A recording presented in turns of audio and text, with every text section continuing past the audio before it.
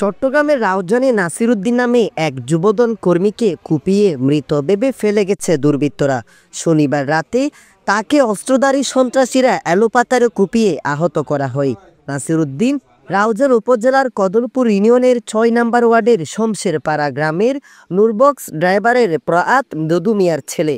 তিনি যুবদলের কর্মী ও বিএনপির কেন্দ্রীয় ভাইস চেয়ারম্যান আলহাজ গিয়াসউদ্দিন কাদের চৌধুরীর অনুসারী বলে জানা গেছে। স্থানীয় সূত্রে জানা যায়, শনিবার রাতে অস্ত্রধারী সন্ত্রাসীরা এলোপাতারে কুপিয়ে ফেলে যায় দুর্বৃত্তরা।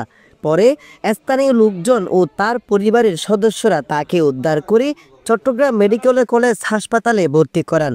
আহত নাসিরউদ্দিনের স্ত্রী বেদুরা বেগম বলেন, শনিবার রাত ৯টায় আমার স্বামী বাজার করে সিএনজি চালিত অটোরিকশা যোগে বাড়ি ফিরছিলেন।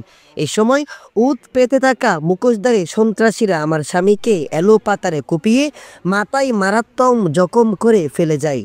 আহত নাসিরউদ্দিন কদলপুর ইউনিয়ন যুবদলের সদস্য বলে নিশ্চিত করেছেন চট্টগ্রাম উত্তর জেলা যুবদলের সহসভাপতি সাবের সুলতান কাজল। এ প্রসঙ্গে রাউজান থানার সেকেন্ড অফিসার উপপরিদর্শক মোহাম্মদ আলমগীর বলেন, এখন পর্যন্ত এই বিষয়ে কেউ অভিযোগ করেনি। অভিযোগ পেলে প্রয়োজনীয় আইনানুগ ব্যবস্থা নেওয়া হবে।